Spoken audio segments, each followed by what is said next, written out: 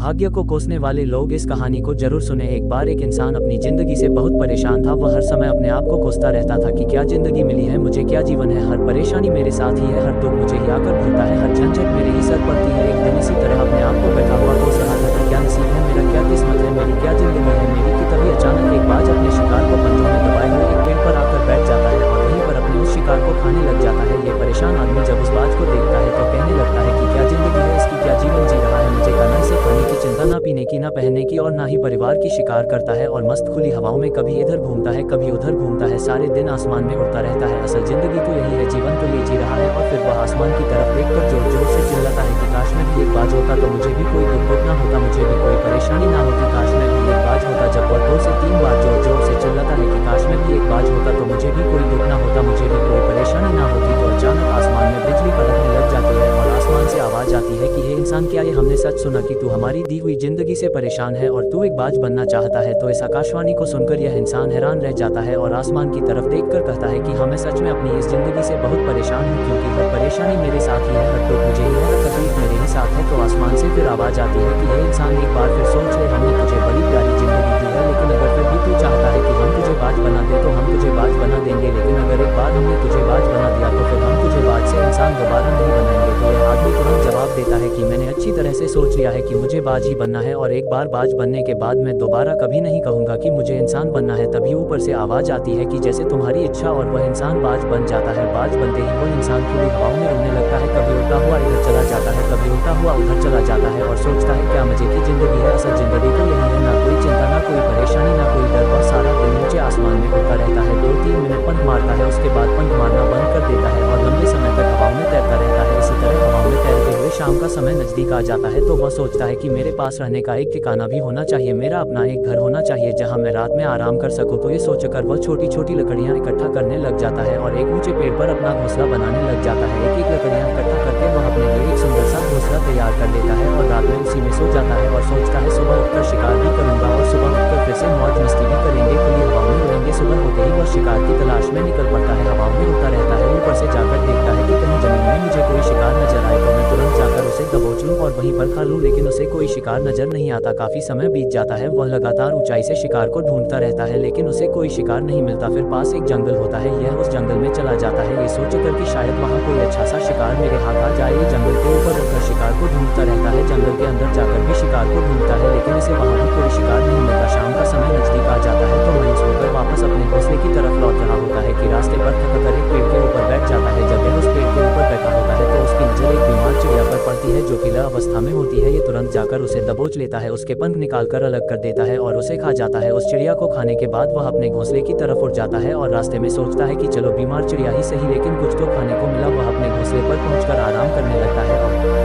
सोचता है सुबह एक अच्छा सा शिकार पकड़ूं और अपनी भूख मिटा लूंगा। जैसे ही सुबह का प्रकाश होता है ये निकल पड़ता है अपने शिकार की तलाश में, हवा में उड़ता रहता है लेकिन आज फिर कोई शिकार इसके हाथ नहीं आता। काफी समय बीत जाता है, यह ऊंचाइयों पर जाकर अपनी तेज नजरों से शिकार को ढूंढने की पूरी कोशिश करता है लेकिन इसे कोई भी शिकार नजर नहीं आता। फिर यह पास के उस जंगल की तरफ चला जाता है लेकिन इसे वहाँ भी कोई शिकार नहीं मिलता। इसी प्रकार पूरे दिन उड़ते उड़ते शाम का समय नजदीक आ जाता है तो यह निराश होकर वापस लौटने लगता है और रास्ते में एक पेड़ पर आकर बैठ जाता है। सोचता है शायद आज फिर कोई बीमार चिड़िया मेरा इंतजार कर रही हो, लेकिन हर बार किस्मत मेहरबान थोड़ी होती है, आज इसे कोई बीमार चिड़िया नहीं मिलती। ये थक हार कर वापस अपने घोंसले की तरफ चल पड़ता है और घोंसले पर पहुंचकर भूखा प्यासा ही सो जाता है और सोचता है कल सुबह एक बड़ा सा शिकार पका और आज की भूख भी मिटा लूंगा।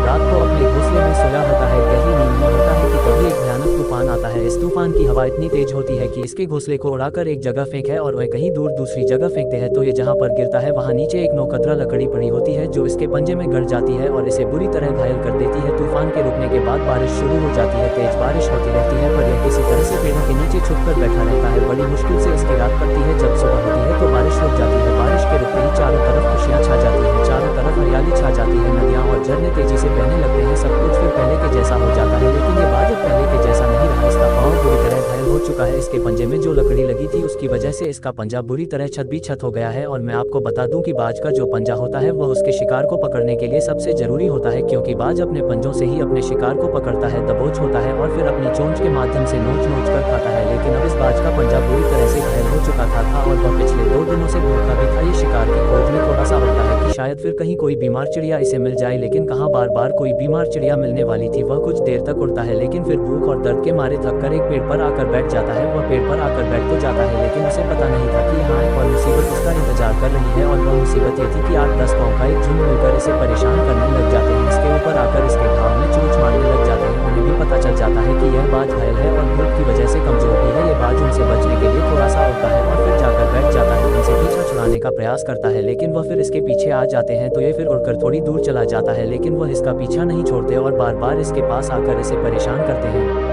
कौवे अक्सर बाज के साथ ऐसा करते हैं, लेकिन फिर बाज भी उनके साथ एक खेल खेलता है। जब कौओं का झुंड बाज को परेशान करता है और उनका पीछा नहीं छोड़ता तो बाज हवा में सीधी उड़ान भरने लग जाता है और तेजी से सीधा ऊपर की ओर उड़ने लग जाता है। कौवे भी उसके पीछे उड़ते हैं, लेकिन कुछ देर तक उड़ने के बाद कौवे ऐसी ऊंचाई पर पहुंच जाते हैं जहां पर उन्हें ठीक से ऑक्सीजन मिलनी बंद हो जाती है, उनका दम घुटने लग जाता है, उनकी सांस रुकने लग जाती है, तो फिर वह वहां से ऊपर नहीं जा पाते। पर क्योंकि बाज तो बादलों से भी ऊपर उड़ सकता है, इसीलिए वह तो ऊपर चला जाता है, लेकिन कौवे वहां से ऊपर नहीं जा पाते और वो नीचे आने लगते हैं। तो इस तरीके से बाज उनसे अपना पीछा छुड़ा लेता है, लेकिन ऐसा करने के लिए इतनी ऊंची उड़ान भरने के लिए इस बाज के पास उतनी ताकत नहीं थी, क्योंकि यह भूखा भी था और घायल भी था। तो यह उड़ता और थोड़ी सी दूर जाकर बैठ जाता और कौवे फिर आकर इसे परेशान करने लग जाते। इसी तरह भूख और घायल हालत में एक दिन गुजर जाता है, दूसरा दिन गुजर जाता है, तीसरा दिन गुजर जाता है, लेकिन इस बाज की हालत में कोई सुधार नहीं हो रहा था। वह बद से बदतर होती जा रही थी। चौथे दिन जब ये बिल्कुल खत्म होने पर आ जाता है, इसके अंदर बिल्कुल ताकत नहीं बचती और इसका शरीर इसका साथ छोड़ने लगता है, तो ये किसी तरीके से उड़कर पास ही इंसानों की एक हॉस्पिटल होती है उसकी छत पर आकर बैठ जाता है और वहां से आने जाने वाले मरीजों को देखता है और अपने आप से कहता है कि काश आज मैं एक इंसान होता तो ऐसे छोटे मोटे जख्मों का हॉस्पिटल से इलाज करवा लेता या किसी को बता देता कि मैं भूखा हूँ, परेशान हूँ, मेरे साथ ये परेशानी है। लेकिन आज मैं एक ऐसा बेजुबान परिंदा हूँ जो किसी से कुछ नहीं कह सकता, किसी को अपना दुख नहीं बता सकता, किसी से कोई मदद नहीं मांग सकता। यही बात सोचकर वह उसी छत पे अपना दम तोड़ देता है। वह अपनी जान की कुर्बानी तो दे जाता है, लेकिन साथ ही साथ हमें ये सीख भी दे जाता है कि आपको जैसा बनाया गया है आप जैसे भी हो उसी में खुश रहो और उसी में बेहतर करने की कोशिश करते रहो, न कि इस बात से परेशान रहो कि काश में ऐसा होता, काश में वैसा होता, काश में ये बन जाऊं। आपको जैसा भी बनाया गया है आप उसी में अपना सर्वश्रेष्ठ करने का प्रयास करते रहो। दोस्तों, ये कहानी तो काल्पनिक है, लेकिन हमें जीवन